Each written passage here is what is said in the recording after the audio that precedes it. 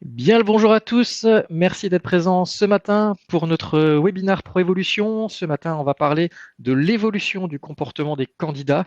Vous le savez, Proévolution est un cabinet de conseil RH, Marc va vous le présenter juste après, et donc forcément les candidats, c'est notre quotidien. Et ces dernières années, on a vu que ça a beaucoup bougé. On en parle dans pas mal d'articles, pas mal de médias. On s'était dit qu'aujourd'hui, c'était l'occasion de faire un focus là-dessus. Et donc, avant de vous présenter tous les intervenants d'aujourd'hui, je vais laisser la parole à Marc qui va justement donc présenter Proévolution et ses activités. Marc, c'est à toi. Merci Xavier Noël, bonjour à toutes et à tous. Alors ravi de vous avoir là en ligne. Alors c'est intéressant parce que là vous allez avoir un panel d'intervenants qui représentent toutes les générations, dont le X que je suis. Et au travers de la présentation de Proévolution, je ferai une rapide introduction sur l'évolution du comportement des candidats. Alors Proévolution, pour rappel, intervient sur tout le cycle de vie du capital humain, donc le recrutement et la chasse de tête. Donc, on va parler là, puisque c'est là où on a un bon observatoire sur l'évolution du comportement des candidats. La partie transition de carrière et conseil, où on accompagne effectivement les transformations, la gestion des talents, les risques psychosociaux. Le corollaire et le complément au recrutement à chasse de tête, qu'est le management de transition. Peut-être avez-vous déjà participé au webinaire du management de transition. Et on ne peut pas ignorer toute l'acculturation digitale et dont l'IA, qui fera partie aussi du thème traité, avec notre marque ConnexUp. Alors, Proévolution, pour information, intervient sur l'ensemble du territoire français, mais aussi à l'international, avec une implantation à Karlsruhe depuis le début de l'année. 36 années d'expérience avec une particularité sur l'axe franco-germanique. La dimension interculturelle sera effleurée aussi au cours de cet échange, et un cabinet complètement indépendant avec différents labels que sont les labels Happy Candidate et les certifications Calliope, complétées par maintenant depuis quelques années une récompense des Échos qui nous met dans les meilleurs cabinets de recrutement en executive search et middle management français. Voilà, engagé, très engagé, j'allais dire, dans une démarche RSE, et on verra que cette partie-là aussi est importante pour les candidates et les candidats, c'est que les démarches et les entreprises doivent aujourd'hui s'engager dans le bien commun. Proévolution le fait au travers des entreprises s'engagent, de l'élan sportif, du coaching d'entrepreneuriat féminin et de la rénovation de notre patrimoine alsacien, que sont notamment le château d'Ottrott. Pour compléter, comme je le disais, une équipe internationale. Alors, l'on peut dire aujourd'hui que Proévolution intervient sur toutes les frontières quasiment transfrontalières du territoire métropolitain, avec la capacité à délivrer de manière biculturelle en anglais, en allemand et en espagnol, et bien évidemment en français, mais là j'enfonce une porte ouverte, donc une ouverture sur tout le territoire européen. Pour finir le webinaire, alors rapide petite introduction, donc Proévolution intervient depuis 36 ans dans le domaine du recrutement et est un bon observatoire du comportement des candidats. Donc, je peux dire qu'il y a eu un véritable changement, voire peut-être même un tsunami dans le comportement des candidats, qui était déjà pressenti pré-Covid. Le Covid l'a accéléré, l'a tout au moins amplifié. L'émergence de l'IA a là aussi accentué certains aspects sociologiques ou anthropologiques, mais je ne vais pas aller plus loin. Je vais laisser les équipes prendre la parole et je vous souhaite un excellent événement. À très bientôt. Au plaisir de vous revoir. À bientôt. Au revoir. Merci Marc pour cette introduction. Donc voilà, vous avez compris le sujet, vous êtes nombreux à être connectés, vous êtes presque une cinquantaine. Alors avant de commencer, quelques petits rappels de l'usage de Livestorm, donc la plateforme sur laquelle vous vous trouvez. Donc vous avez en bas à droite une fenêtre avec un chat, donc vous pouvez dire bonjour, vous pouvez laisser des messages. Et globalement, surtout ce qui est le plus important, c'est l'onglet questions. On va dérouler ce qu'on a à vous dire, mais n'hésitez pas à poser vos questions dans l'onglet questions de manière à ce qu'on les reprenne à la fin de la présentation. Voilà, en fonction du nombre de questions, on essaiera de les reprendre ou du moins d'en reprendre un maximum. Et pour ma part, je vais aussi vous montrer l'onglet sondage parce qu'on va commencer en vous posant un sondage de votre point de vue, puisqu'on va parler de l'évolution des comportements et notamment des jeunes générations. On ne parlera pas que des jeunes, mais c'est un peu eux qui ont emmené le changement. Donc, je vous mets tout de suite un sondage. Voilà, selon vous, voilà, quelles sont les attentes aujourd'hui des candidats sur voilà pour rejoindre une entreprise. Voilà, c'est publié, donc n'hésitez pas à répondre, donner votre opinion. Alors, pour parler justement de l'évolution des comportements, je vais présenter rapidement l'équipe, hein. Vous pouvez allumer vos webcams. Alors, on a pris une approche générationnelle avec notamment Marie, donc, qui est la responsable du département recrutement, qui est un peu plus dans la case des X, même s'il n'est pas très loin des Y. Notre bon et grand Y, Arnaud. Voilà. Et puis notre jeune Z, Lisa, voilà, qui vont donc ensemble vous parler un petit peu de l'évolution des comportements des candidats. Justement, je laisse tout de suite la parole à Marie pour aborder le sujet. Bonjour à toutes et à tous, je m'appelle Marie Koenig, je suis en charge du pôle recrutement chez Proévolution. Je travaille dans le recrutement depuis une vingtaine d'années et j'ai vraiment vu son paysage se transformer. Le Covid et les crises successives qui ont fait émerger, comme le disait Marc, de nouvelles attentes chez nos candidats et de nouveaux comportements qui sont aujourd'hui bien ancrés. Ghosting, manque d'investissement ou d'intérêt dans les process de recrutement, on a tous vécu cela. Et nous, professionnels des RH, nous sommes bien conscients de ces évolutions aujourd'hui. Certains d'entre vous nous disent qu'il est plus difficile aussi d'éduquer les managers opérationnels.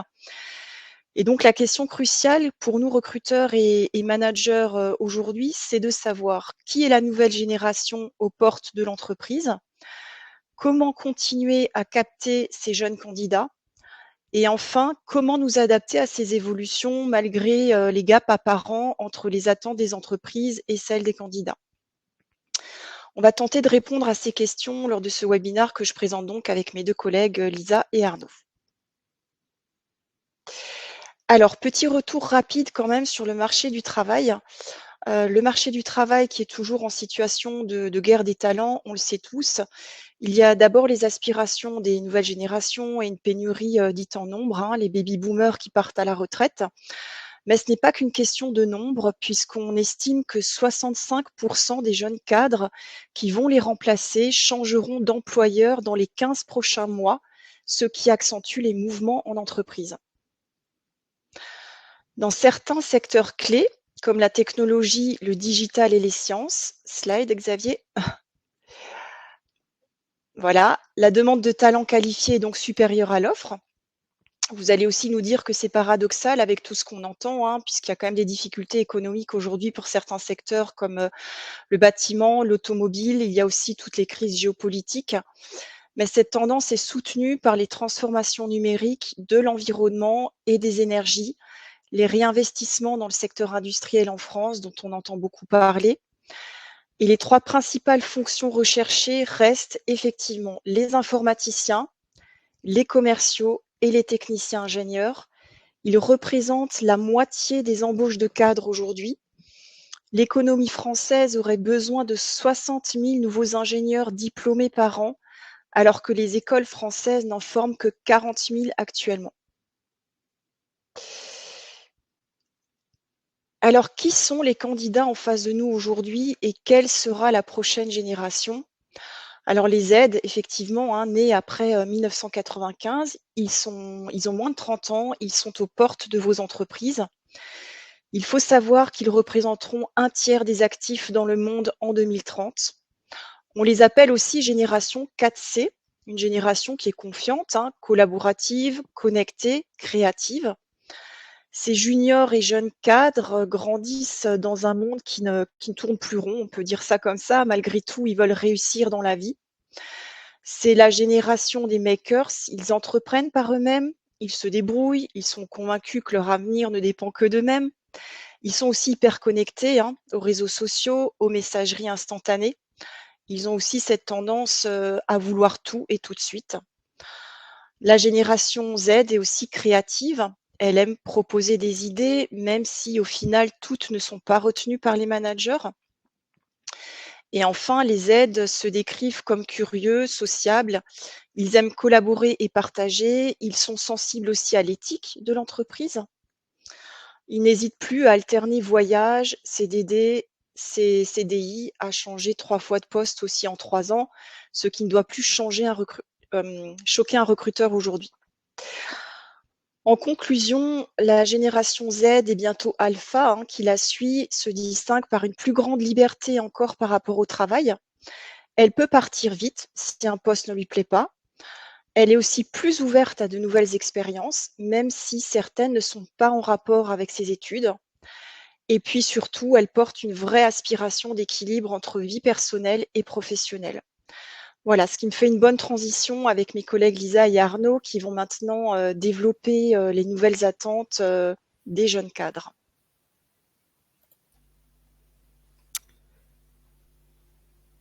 Slide Ixen.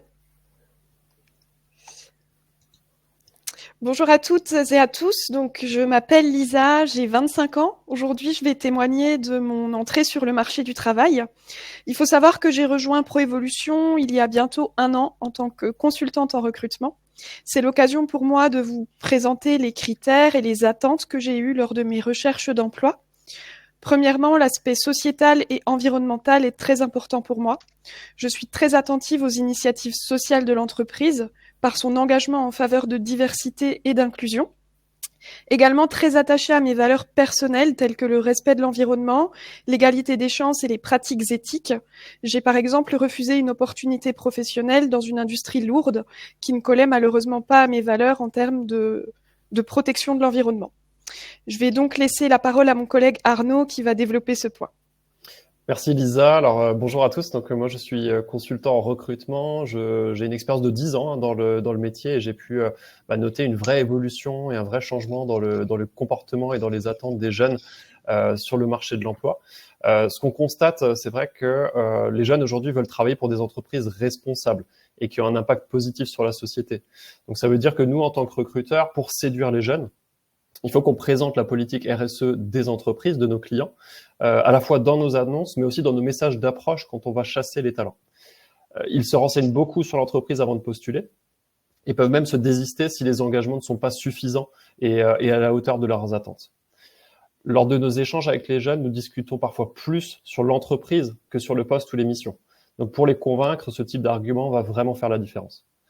Alors les attentes, elles peuvent porter à la fois sur la tolérance, sur la parité homme-femme, sur l'engagement aussi auprès de la communauté locale, mais le sujet majeur reste quand même l'écologie. Et de ce fait, il y a aussi beaucoup d'entreprises et de secteurs d'activité qui vont souffrir d'un réel déficit d'image. On note que le secteur automobile, les moteurs thermiques, on a enregistré beaucoup de jeunes candidats qui sont issus de cette industrie-là et qui vont souhaiter se réorienter parce qu'ils n'y voient plus d'avenir. Le travail sur la marque employeur va donc être primordial pour les entreprises. Et on peut vous citer l'exemple d'un de nos clients qui est leader majeur dans la vente de piscines, qui est vraiment consciente de cet enjeu et qui va communiquer énormément sur leurs actions environnementales et sociétales dont ils sont précurseurs. C'est ces arguments-là qui vont nous permettre de rassurer des candidats qui peuvent être hésitants parfois à aller au bout du recrutement.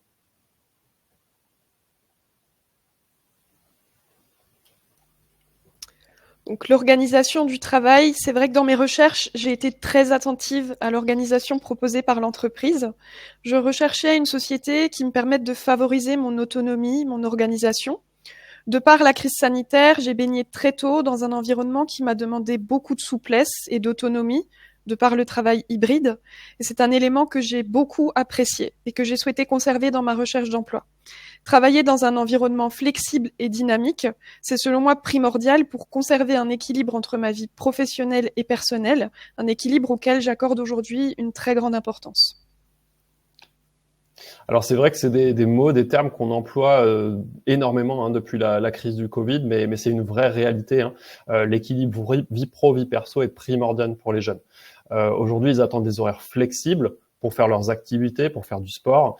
Ils veulent faire des trajets courts pour aller vers le lieu de travail et ils souhaitent retourner chez eux tous les soirs. Sur des métiers de commerciaux, par exemple, c'est de plus en plus difficile de présenter des secteurs plus grands que 2 ou 3 départements et qui nécessiteraient des débouchés.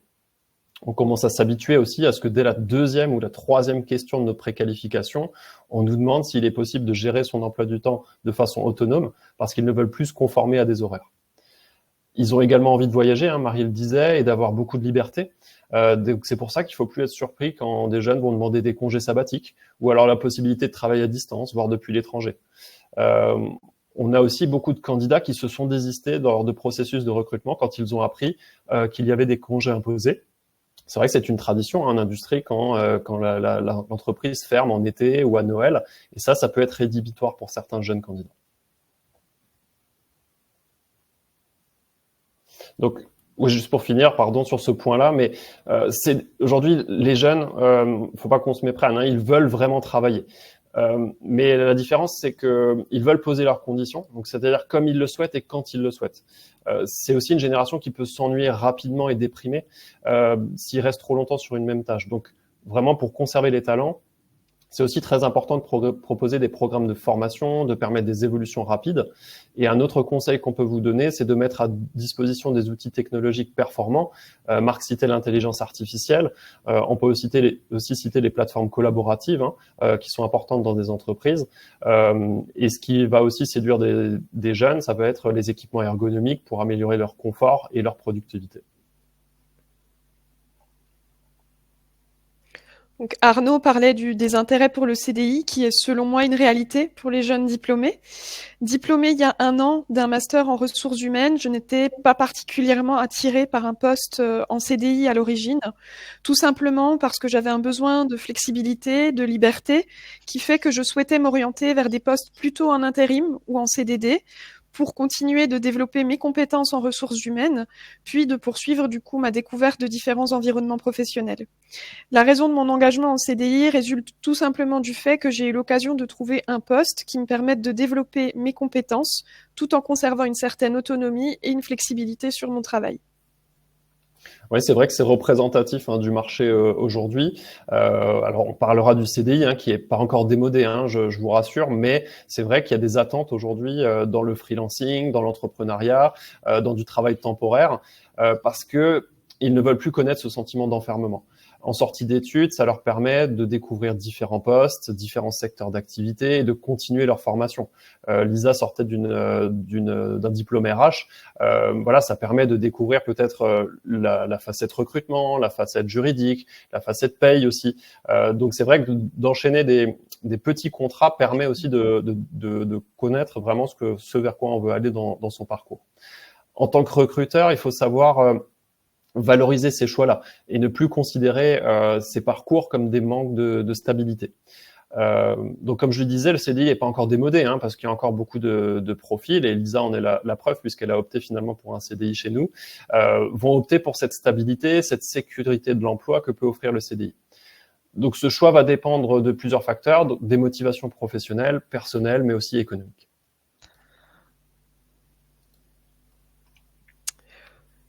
Concernant la rémunération, je pense qu'en tant que jeunes diplômés, nous faisons face du coup à un écart entre la réalité du marché et les promesses de nos écoles. Moi-même issue d'une école de commerce, l'arrivée sur le marché a été relativement compliquée puisque les annonces d'emploi proposaient une rémunération inférieure de 25% aux estimations de mon école. D'autant plus que le parcours en alternance n'est pas toujours suffisamment valorisé, puisqu'après 5 années d'expérience par apprentissage, la majorité des entreprises que j'ai rencontrées m'ont considérée comme débutante ou encore comme sans expérience professionnelle. Cependant, en tant que jeune diplômée, mes attentes n'étaient pas uniquement axées sur la rémunération fixe. J'accorde aujourd'hui une grande importance à la part variable qui me permet d'être actrice de ma rémunération, mais aussi aux différents avantages proposés pour favoriser le bien-être des salariés ou encore aux différents engagements de l'entreprise. Oui, ce qu'on constate beaucoup, c'est qu'aujourd'hui, les jeunes talents qui démarrent leur carrière sont souvent déconnectés du marché. Alors ça, soit ils savent pas à quoi s'attendre, ils ne savent pas se positionner sur des prétentions salariales, soit ils sont déçus parce qu'ils ont été mal conseillés à l'école. Donc en tant que recruteur, on a aussi ce rôle de devoir les guider. Ils attendent bien entendu un salaire compétitif qui va valoriser leurs compétences, leur formation, mais aussi leur parcours d'alternance, Lisa le disait, qui est parfois négligé. Ça reste une expérience professionnelle qui est importante et qui est significative aux yeux des jeunes candidats. Ils sont aussi sensibles aux avantages sociaux, aux récompenses et aux bonus, c'est-à-dire qu'ils ne raisonnent pas uniquement fixe, ils vont vraiment raisonner package.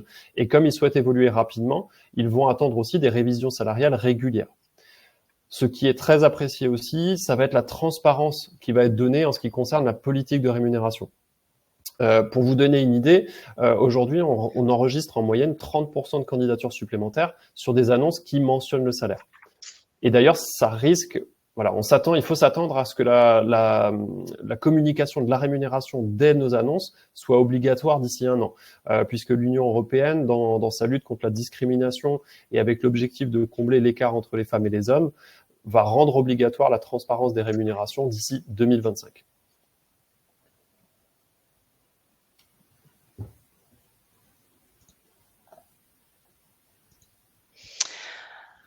Alors effectivement, voici quelques points clés à retenir pour vous, managers, pour effectivement superviser, manager ces prochaines générations et les questions que vous pouvez dès aujourd'hui vous poser.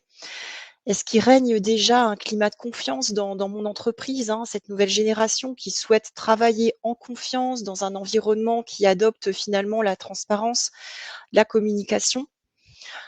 Qu'ai-je mis en place en matière d'onboarding et de rétention des talents? Est-ce qu'il existe, par exemple, du coaching ou du mentorat intergénérationnel quand un jeune arrive dans l'entreprise? Est-ce que j'entretiens un système de feedback avec ces jeunes générations qui permet aussi d'avoir un impact immédiat finalement sur la progression? Est-ce que j'ai mis en place une culture managériale qui est plus plate, qui favorise aussi finalement l'autonomie que revendique cette jeune génération? Et finalement, est-ce que vos services ont intégré cette dimension prendre du plaisir au travail en proposant à ces jeunes cadres des événements, des team building, des after-work pour finalement assouvir cette soif de partage et d'expérience inédite? Slide, Xavier. Donc effectivement, c'est ce que je disais, je vais me répéter, mais éviter un système autoritaire, les jeunes qui aiment travailler sur un pied d'égalité aujourd'hui avec leur manager, la flexibilité du travail, on ne va pas revenir dessus, cette notion d'écoute et de système de feedback. Ils aiment effectivement adopter des rapports vraiment informels également. Le système de parrainage et de coaching et surtout éviter les démarches administratives et même de process de recrutement qui soient trop lourdes en termes de demande de documents, de passation de tests. Voilà. Donc on va passer à la slide suivante qui vous montre finalement une slide un peu humoristique, mais qui est tellement réelle.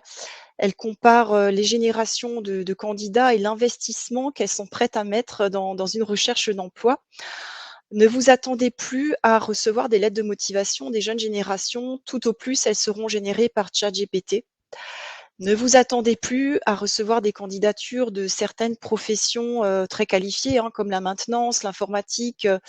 Là, il faut complètement revoir vos stratégies de recrutement en optant par exemple pour de l'approche directe. D'autres moyens comme l'apprentissage, par exemple, le recrutement de profils très seniors. Slide, Xavier. Voilà, et là, on vous donne quelques conseils pratiques et des exemples de réussite chez nos clients. Alors déjà, reconnaître les parcours atypiques, comme le disait Arnaud, c'est savoir accepter un profil plus instable en début de carrière, car les jeunes se cherchent davantage. C'est savoir accepter, par exemple, un tour du monde après un diplôme, d'avoir monté une start-up à 24 ans et parfois n'avoir pas réussi et revenir sur le marché du travail. Pensez aussi à diminuer vos étapes de recrutement ou concentrez-les sur une seule demi-journée. N'hésitez pas à faire rencontrer la future équipe, à proposer une demi-journée d'immersion à votre jeune candidat qui achète aussi la dimension finalement émotionnelle de votre projet ou de l'équipe. C'est aussi nettoyer dans les services les vieilles méthodes de recrutement, des entretiens très descendants qui laissent peu de place à l'échange ou à la notion de feeling. Bien sûr, cela fait toujours partie du jeu de poser des questions, mais voilà, il y a un temps de questions-réponses et il y a un temps de partage aussi et d'échange dans un entretien. Comme le disait Arnaud, alors c'est une notion importante, communiquer le plus tôt possible sur vos avantages salariaux, si possible finalement dès l'annonce. De toute façon, la loi européenne sur la transparence des rémunérations de 2023 obligera d'ici 1 an les employeurs à informer les demandeurs d'emploi du salaire de départ et ce, le plus tôt possible. Et les employeurs, sachez-le, ne pourront plus non plus interroger les candidats sur l'historique de leur rémunération. Autre point que nous remarquons souvent, ce sont les vieilles informations, alors des anciens PSE, des grèves dans les entreprises, qui arrivent souvent en première page sur Google et qui nuisent finalement à la marque employeur de l'entreprise. Les candidats sont friands de témoignages de salariés ou anciens salariés de vos sociétés. Attention donc à l'e-réputation, ce qui me fait une bonne transition avec Arnaud. Oui, effectivement. Alors, un des points qu'on voulait développer dans le petit tableau de Marie, c'était la marque employeur. Aujourd'hui, on pense que c'est vraiment primordial de travailler cette marque employeur pour devenir plus attractif et donner envie aux jeunes générations. Alors, naturellement, la stratégie va dépendre de la taille de votre entreprise, mais notre conseil, c'est de vous concentrer vraiment sur le marketing digital, d'avoir un site web attrayant, des réseaux sociaux bien gérés. Il faut proposer du contenu sur la politique RSE, sur l'engagement écologique et toutes vos actions en faveur du bien-être de vos salariés. Beaucoup de jeunes aujourd'hui prennent des informations sur l'ensemble de ces canaux et pour se faire un avis vont également consulter les anciens commentaires des salariés, les commentaires des anciens salariés qui sont disponibles sur le net. Donc être absent de tous ces canaux-là, c'est potentiellement inquiéter les potentiels candidats. Alors bien entendu, il faut également que cette image corresponde à la réalité et ne pas surjouer, car tout écart pourrait créer une forte déception et un effet inverse. On considère et on arrive à estimer qu'un recrutement sur 2 est susceptible d'échouer avant la fin de la première année. Et les promesses qui ont été non tenues pourraient faire partie des raisons majeures.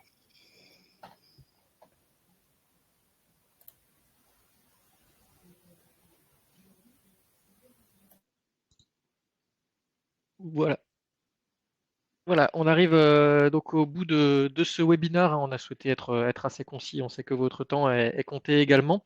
Avant de passer aux questions-réponses que vous pouvez toujours poser, je vois qu'il y en a 2 dans le chat. Vous pouvez bien sûr en rajouter, on s'est prévu jusqu'à 9h45, donc ça nous laisse un peu de temps.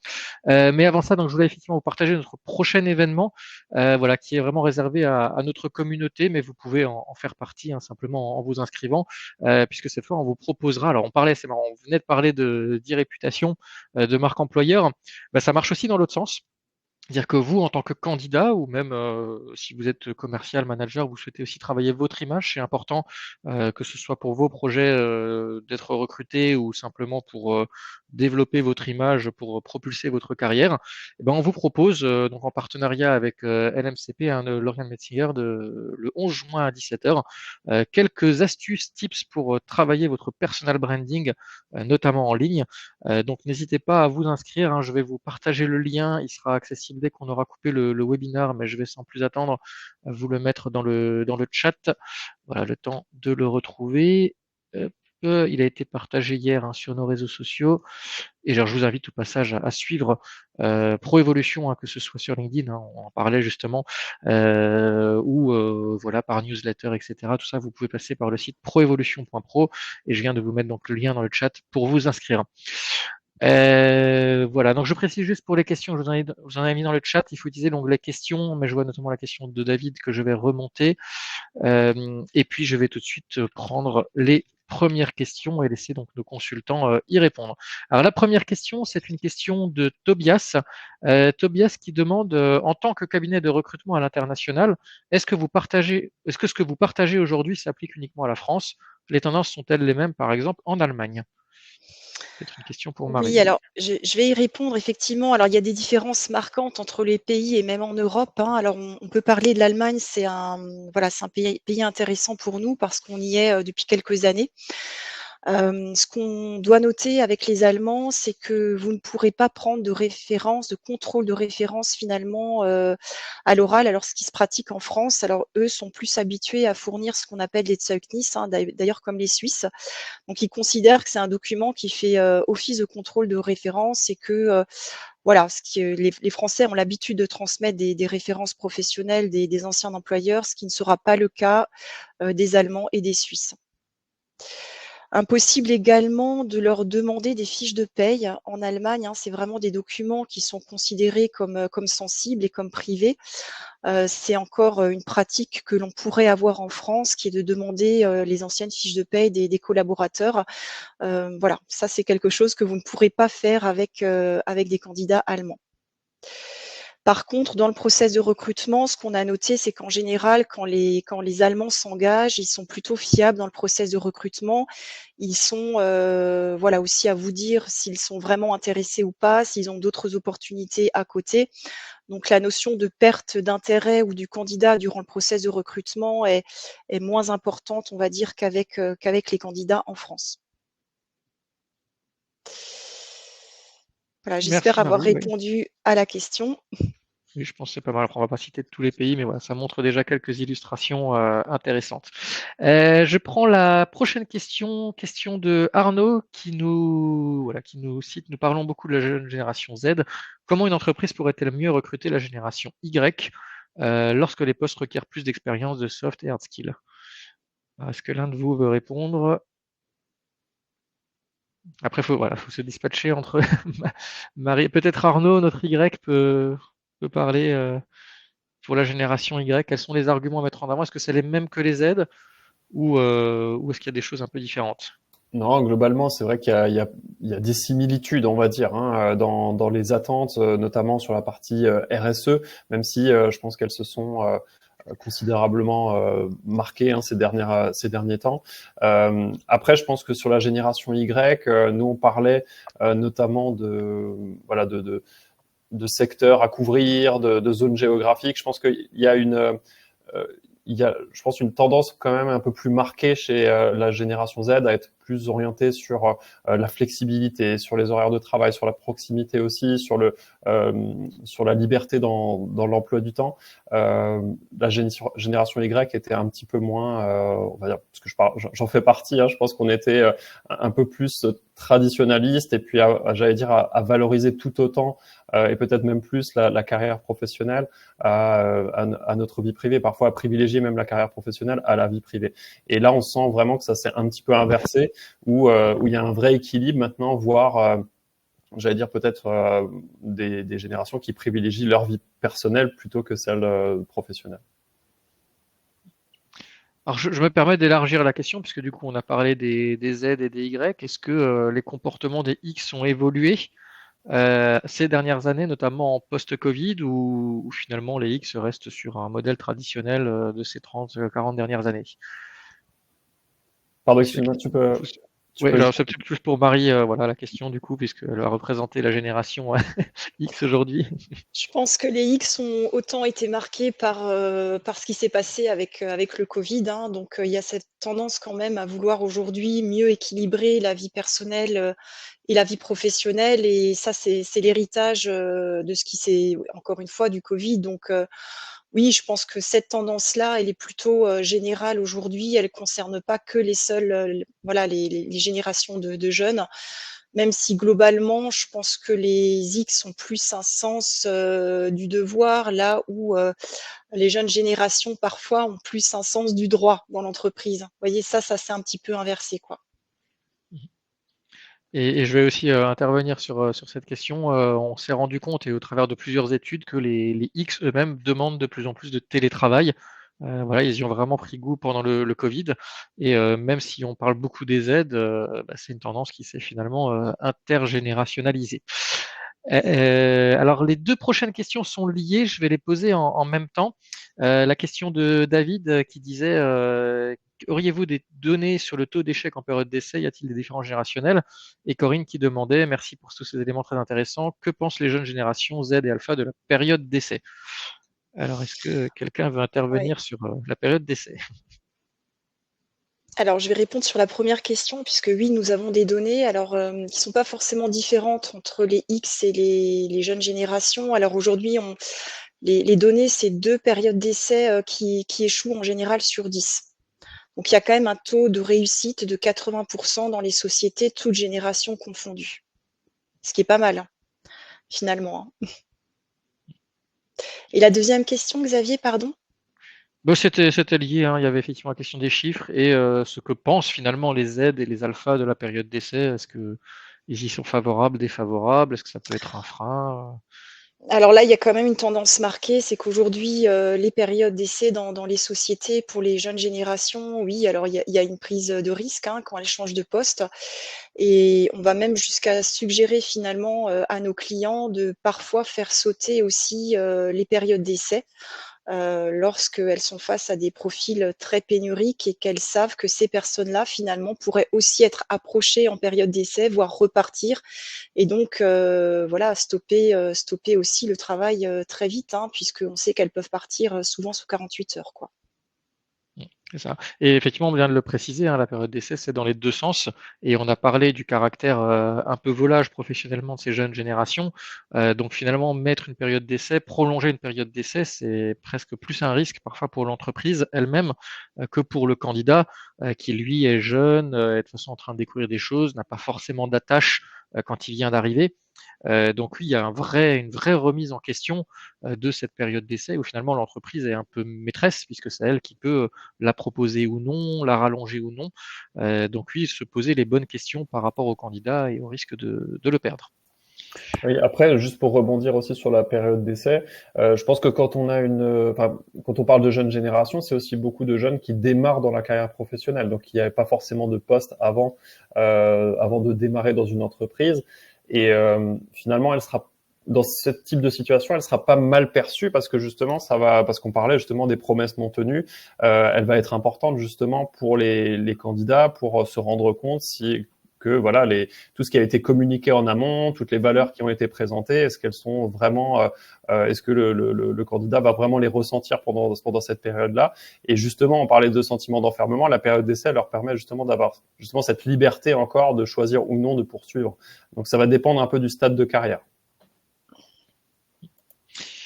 Voilà, alors deux questions qui sont venues entre-temps. Donc une question de Aurélie Altheimer que je salue, qui est quels sont vos conseils pour éviter le ghosting? Alors qui peut parler? On en a parlé, on a fait un article sur le ghosting il y a quelques temps. Est-ce que l'un de vous veut Oui, reprendre, Arnaud? je peux prendre la parole, Marie, tu peux compléter si tu veux. Alors c'est pas évident, hein, c'est clair, c'est un sujet qui forcément est très présent chez nous en tant que recruteur.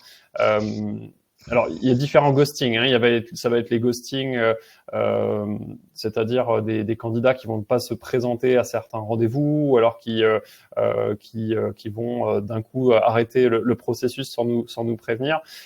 En fait, nous, ce qu'on va essayer au maximum de faire, c'est d'évaluer la motivation dès le départ des candidats, c'est-à-dire déjà de donner un maximum d'informations aux candidats et de le mettre face à ses responsabilités, c'est-à-dire vraiment de donner des preuves d'engagement et de vraie motivation finalement à aller au bout d'un processus de recrutement. C'est-à-dire que dès la première phase de préqualification, alors on va bien sûr s'adapter à son emploi du temps, hein, parce que souvent c'est des candidats qui sont en poste, donc on va se rendre disponible entre midi et 2, le soir aussi, hein, pour éviter justement que les candidats aient un contretemps au dernier moment.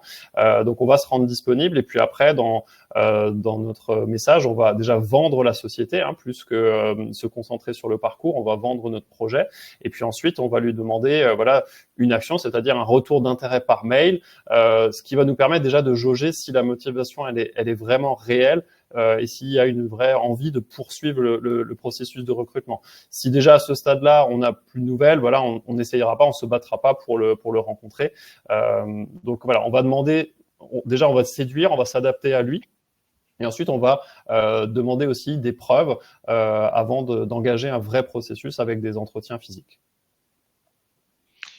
Ok, alors il y a d'autres questions qui viennent en lien, hein, puisque Corinne a demandé est-ce qu'il y a une différence de pratique de ghosting entre les différentes générations ou ce que tu viens de décrire, Arnaud, est peut-être plus propre aux Z ou à d'autres générations? Est-ce que les X se mettent aussi à ghoster? Voilà, est-ce que vous avez constaté dans votre quotidien une différence intergénérationnelle dans le ghosting? Alors, moi, je constate, Marie, excuse-moi, mais tu compléteras aussi, mais moi, je constate que c'est vrai que la génération X, en général, est plus je ne sais pas quel est le terme, mais en tout cas plus professionnel, en tout cas, hein, dans les démarches. Après, c'est vrai que nous, on s'adresse aussi souvent à des candidats qui ne sont pas en recherche active. Hein. Ça, faut en être conscient aussi. C'est-à-dire que souvent, c'est des profils qu'on chasser qui n'étaient pas dans cette démarche-là.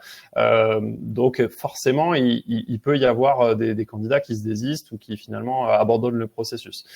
Mais c'est vrai que sur la génération X, on a peut-être plus de professionnalisme dans le processus de recrutement, à nous dire voilà, à respecter les engagements, à respecter les rendez-vous, à nous prévenir si jamais il y a une envie de quitter le processus de recrutement.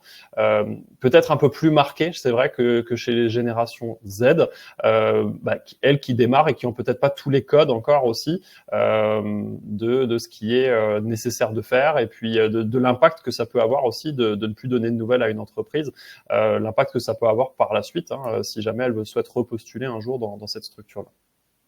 Ce qui fait un bon lien avec le personal branding dont on parlera le 11 juin. Marie, je te laisse compléter. Alors oui, je vais juste compléter ce que dit Arnaud, c'est que ce que nous disent aussi les candidats, c'est qu'ils reçoivent finalement parfois très peu de retours à leur candidature, hein, ou doivent même revenir vers les sociétés en les appelant pour savoir où on est le processus de recrutement. Donc c'est finalement le ghosting, c'est finalement aussi la conséquence de retours de candidatures qui sont pas toujours faites, tout simplement. Donc j'invite vraiment toutes les sociétés qui nous écoutent là de vraiment soigner le process de recrutement et d'envoyer des réponses à l'ensemble des candidats. Voilà, et de ne pas attendre de le faire au bout de 3 mois, hein, donc de se positionner finalement au bout de 4 semaines pour leur faire un retour.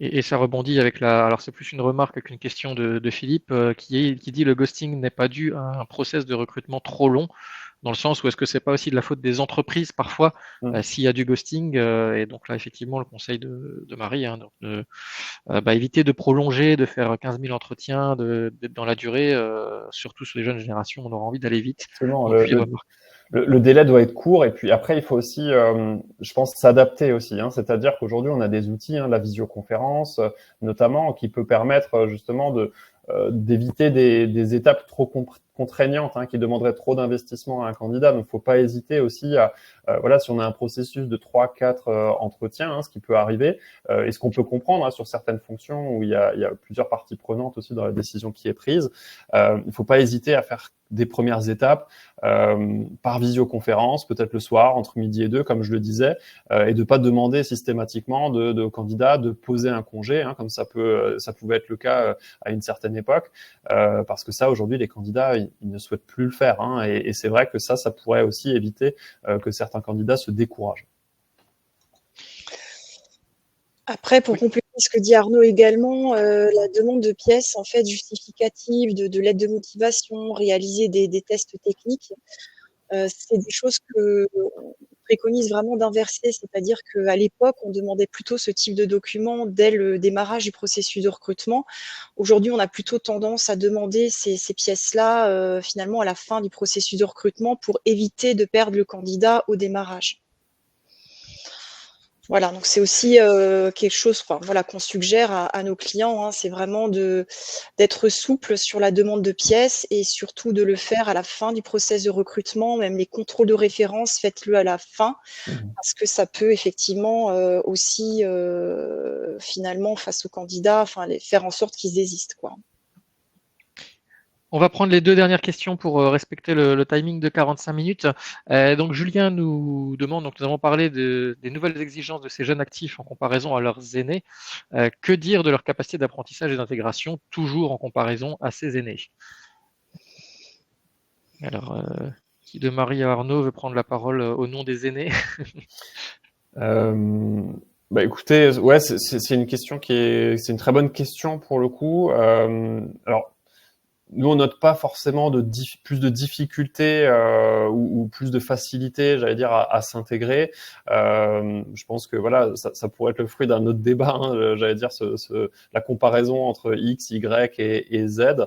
Maintenant, c'est vrai que voilà, sur une génération Z, on sent que c'est des candidats qui auront envie, hein, de réussir, hein, qui vont se donner les moyens, mais on sent qu'ils ont besoin d'être beaucoup plus dans un environnement favorable où ils vont croire finalement au message de l'entreprise, à l'activité de l'entreprise, qui vont être sensibles aussi à certains facteurs, c'est-à-dire la bienveillance, ça va être l'esprit d'équipe, ça va être l'autonomie qui est laissée, la valorisation, ça peut être aussi la liberté qui est laissée, hein, c'est-à-dire la confiance qu'on peut leur apporter. Et si tous ces éléments sont réunis, à ce moment-là, il y aura un vrai retour je pense qu'il y aura un vrai retour sur investissement de la part des jeunes générations.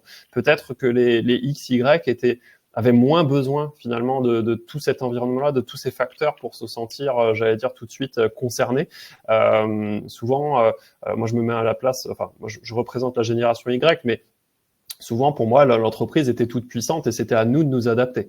Et c'était à nous de faire les efforts. Et là, aujourd'hui, on sent que il y a une vraie attente finalement de contrepartie dès le départ, hein, de la part des jeunes pour dire voilà, moi je veux bien le faire, mais il faut qu'on me donne tout de suite quelque chose. Et si ce mariage se fait, ensuite ça se passe très bien. Merci Arnaud. Alors la question d'Arnaud, on y avait déjà un peu répondu, peut-être le rappeler rapidement. Donc quel conseil donneriez-vous pour mieux recruter les générations Y, Z, voire X? Utilisation accrue des réseaux sociaux, point d'interrogation, amélioration du process, il y a des préparations avec des cabinets de recrutement. Donc il y a des éléments de réponse dans la question. Est-ce que pour synthétiser, Arnaud ou Marie veulent recompléter voilà, ce qu'on a pu dire sur les conseils en vrac rapidement? Je dirais que c'est toujours avant tout le feeling lors du process de recrutement, la projection du jeune aussi dans l'équipe, hein, mais aussi finalement le bien-être, l'équilibre vie perso, vie pro qui va vraiment se dégager hein, dans le process de recrutement. Mais c'est finalement aussi ce que nous disions tout à l'heure, la valorisation de la personne. Hein. Là-dedans, on peut mettre pas mal de choses. C'est effectivement le salaire, c'est l'expression des idées, c'est la participation aussi à des missions, à des projets transversaux dans l'entreprise. C'est aussi le fait d'intégrer finalement les jeunes dans des programmes de talent. On a rencontré récemment une société qui fait passer les jeunes dans différents services pendant 2 ans en France et à l'international. Hein. Service logistique pour un ingénieur, production, qualité. Ensuite, la personne partait en Chine, vous voyez. Donc, c'est dès le départ, en fait, proposer un programme de fidélité, finalement, du jeune dans la société. Et il faut aussi accepter que ces générations, comme on le disait, voilà, ne feront plus 5 ou 10 ans dans votre entreprise, tout simplement. Voilà, alors, il y a une toute dernière question qui s'est rajoutée, on va la prendre pour clôturer. Donc de Corinne qui disait que pensent les jeunes générations des recruteurs qui demandent une vidéo au début du process de recrutement plutôt qu'un entretien en visio. Donc là, on parle d'entretien décalé via des vidéos enregistrées, comme ça se fait avec certains services qu'on connaît. Ouais, c'est aussi une très bonne question parce que c'était un débat qu'on avait eu chez nous, chez Proévolution, parce on utilise un logiciel, un ATS hein, qui nous permettrait hein, de réaliser ce type de vidéo-là. On a fait le choix de ne pas le faire parce que en fait, pour nous, ça rajoute encore une étape. Finalement à ce qu'on demande aux candidats. Or, ce qu'on présentait au départ, c'est que aujourd'hui, on est plutôt dans une volonté de raccourcir, hein, puisque aujourd'hui, les jeunes peuvent switcher rapidement, peuvent se lasser rapidement, ont beaucoup de sollicitations aussi, et peuvent être sensibles aussi à la longueur du processus. Donc nous, aujourd'hui, ce qu'on analyse, c'est que alors ça peut être intéressant pour des métiers comme le marketing, pour la communication, pour des métiers où l'aisance orale et l'aisance dans le discours peut être important. Mais nous, on pense que ce sera uniquement rajouter une étape à un processus qui est parfois un peu long, surtout quand une entreprise passe par un cabinet de recrutement, parce que nous, on a déjà cette attente, voilà, de demander un CV, de se présenter à une préqualification, un recrutement, et puis ensuite tout le processus en entreprise. Donc nous, on a fait le choix et on pense que ce serait alourdir peut-être le processus. Maintenant, ça peut être un outil qui peut être intéressant pour des recrutements bien spécifiques où la présentation pourrait être nécessaire. Voilà, on a fait le tour des questions. Merci à toutes et à tous pour votre participation. Merci à nos 3 recruteurs intergénérationnels, hein, donc Marie, Arnaud et Elisa, qui se sont prêtés à cet exercice. On espère que ça vous a plu. N'hésitez pas à laisser vos feedbacks avant de partir. Moi, comme je vous l'ai mis sur la slide en rappel, notre prochain événement qui est donc plus orienté pour le coup candidat, manager. C'est comment travailler votre propre personal branding, vous-même être attirant auprès des entreprises, notamment des recruteurs. Donc je vous rappelle le lien dans le chat et on va se quitter là-dessus. N'hésitez pas à contacter Proevolution, hein, voilà, sur le site internet pour tous vos projets de recrutement, d'accompagnement des carrières, de management de transition. Et on se retrouve donc avant pour ceux qui veulent nous contacter et sinon le 11 juin à 17h. Merci à tous et très bonne journée.